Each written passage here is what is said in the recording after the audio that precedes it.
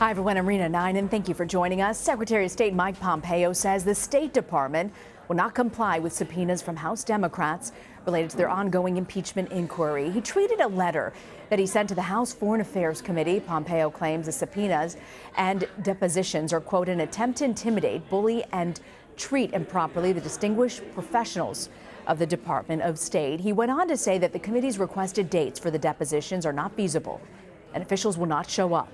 CBS News can confirm Pompeo was among those to listen in on the president's July phone conversation with the Ukrainian president. In that call, Mr. Trump said that Ukraine should investigate his potential 2020 Democratic opponent, Joe Biden.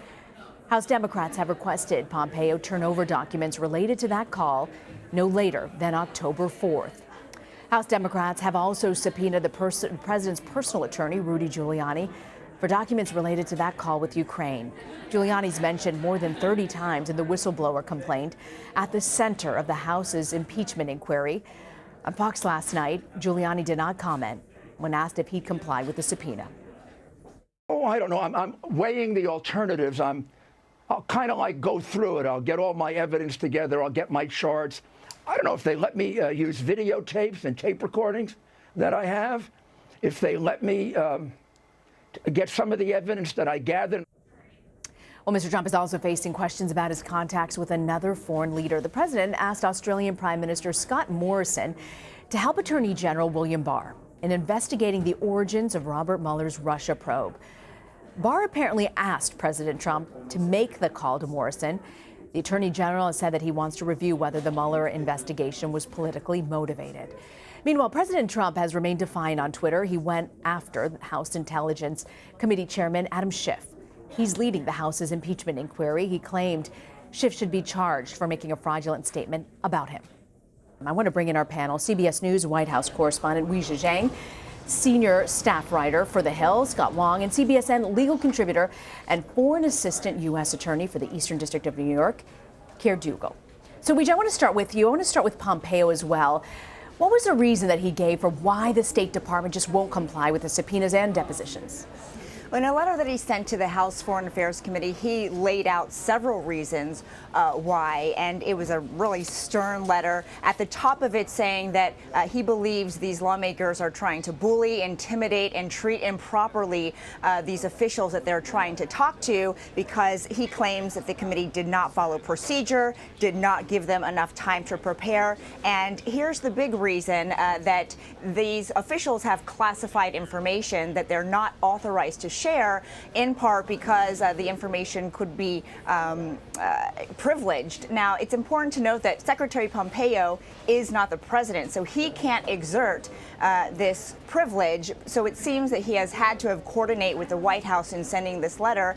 And the timing is also important here. As you mentioned, we now know that Secretary Pompeo was on the phone call on July 25th at the center of all of this. So, you have to ask what he knows as well and what skin he has in the game, because, Rena, you'll remember he was actually right beside the president when this was all unfolding in New York City on the sidelines of the United Nations General Assembly. He did not say anything to defend the president. He did not say, look, I was on the call and I agree with President Trump that it was perfect. In fact, when he was asked about this 9 days ago, he was very cagey in his response when asked bluntly, what do you know about the conversations between the president and President Zelensky of Ukraine?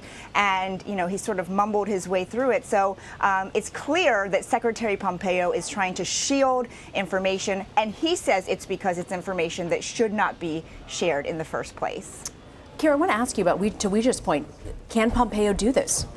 Can he just say, we're not going to show up? Well, he can, but now there are going to be potential consequences for it. So let's remember that President Nixon had an article of impeachment that was voted out of the Judiciary Committee or the Select Committee at that time, not voted on by the House, but for contempt of Congress for defying subpoenas. And if we reach back even farther to 1868, to Andrew Johnson's impeachment, there was an article of impeachment against him for contempt of Congress, that time in the context of disagreements over Reconstruction. But now, if you are in an effort directed potentially by the president across the board to refuse to allow Congress to engage in its oversight function, Congress can react by voting an article of impeachment for obstruction or for contempt. Scott, we mentioned the president's personal attorney, Rudy Giuliani, has also received a subpoena. He was on Twitter saying that it will be, quote, be given the appropriate consideration, was his response. Do Democrats believe that Giuliani's testimony could be hugely important for this probe? Well, right now what we know is that Democrats have not solicited Giuliani's direct testimony before Congress. What they've asked for are records from Giuliani, text messages, emails, anything related to his own investigation into the Ukraine matter, his own looking into the Ukraine matter. And so it remains to be seen if Democrats will actually take that step to call Giuliani before the House Intelligence Committee or before the House Foreign Affairs Committee. There seems to be some concern among Democrats that they don't want another sort of circus-like atmosphere like we saw when Corey Lewandowski, one of the former president's top aides, came before Congress a few weeks ago and really created a circus-like atmosphere. So they're anticipating Giuliani would do much the same thing. Some have even suggested that he would relish a moment in the spotlight. He's obviously on cable news, Fox News every night, defending the president. And so we don't know at the moment whether or not they will take that next step and subpoena Giuliani for testimony. So, Weijia, let's say that they do ultimately. Is the White House going to fight it as they've fought other subpoenas in the past? Yeah, it would be very unlikely that they just allowed Rudy Giuliani to do this because, of course, even though he is not White House counsel, he is the president's personal attorney. And so they will argue that those conversations are privileged, not to mention just the protections that are in place between lawyers and clients, even if your client is not the president. So we have seen in the past that even though, former officials at the White House left, the White House has tried to use this argument to block testimony before. And so certainly they will do that if Giuliani is officially called to testify. But Scott brings up a great point. If it were up to Giuliani himself, perhaps he would want to because, he truly feels that he has the best argument. He even said last night that, look, if I were able to share pieces of evidence like video recordings that I have that he took in Ukraine, then he would consider testifying. Even in public, though, I can tell you sources here sort of are cringing now every time he's out there speaking because every time he does it, he opens more questions that the president will have to answer and, frankly says something that is potentially incriminating. So they wish he would just stop talking. It doesn't seem like he's going to do that. Keir, how does that work? If Rudy Giuliani's got his own sort of set of facts here with videotapes and audio recordings, can he just show up and bring them and will House Democrats have to listen? Well, look, that's the whole point of the subpoena to Mr. Giuliani. If he's got things, I think what he's trying to suggest is that he may have things that would be helpful to the president, potentially exculpatory or things that would lead away from an incriminating inferences against the president. But that's why the House has issued him a subpoena. And I guess this is maybe evidence of the old saw that, having a lawyer as a witness is kind of your worst nightmare. He's not a member of Congress. He's not going to be somebody directing the questions, directing the presentation. He's going to probably be in a role that is maybe somewhat unfamiliar to him. Weijia, I want to turn also and talk to you about Attorney General William Barr's role in all of this. Why would Barr want President Trump to even call Australia's prime minister? Well, he can't himself just pick up the phone and call the prime minister and ask for help, right? He has to go through the president, and the White House is saying, that's exactly what happened here.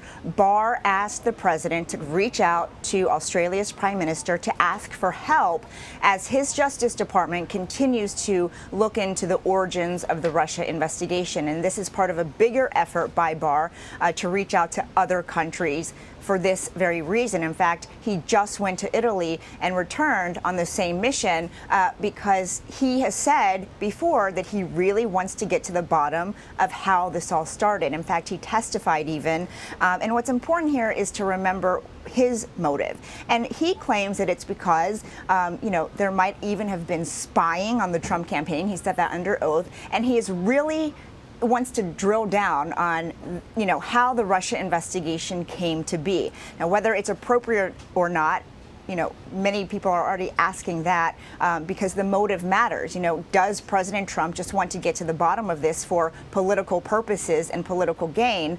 But he would argue that no, it's because it's important to understand the evolution of this investigation that took up so much time, so much money, and really cast a shadow over the presidency. And so he still has a lot more questions to answer, though, especially because with regard to the Ukraine call, it's the one time where Barr did not ask President Trump, apparently, to get involved. It was the president who brought up Barr's name first in that call with Ukraine's president. In addition to Barr, I want to ask you, Scott, about what Senator Chuck Grassley said. He was actually defending the whistleblower despite attacks from the president. In a statement, he said this person appears to have followed the whistleblower protection laws and ought to be heard out and protected.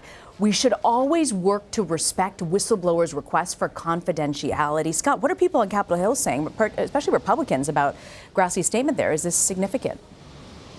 It sure is significant because up until this point, there have been very few Republicans willing to speak out against the president on the Ukraine matter and specifically on some of the president's attacks against this whistleblower, suggesting that the whistleblower has committed treason. And so Grassley is a senior member. He is the senior most senator. He is the pro tem. He is the former judiciary chairman, and so his words have weight behind them. And I think it's an indication that there are cracks that are starting to appear in this GOP wall of support for President Trump. You have Mark Amodei, a Nevada congressman, late last week, who suggested he wants to see where this impeachment inquiry goes. Adam Kinzinger was very critical of the president's words, comparing this fight between Democrats and Republicans to something that could cause a civil war. And so we are starting to see some criticism bubbling to the surface among Republicans. All right, Scott, Wong, Weijia Jiang, Keir Dougall, I want to thank all of you for joining us today. Thank you. Thank you.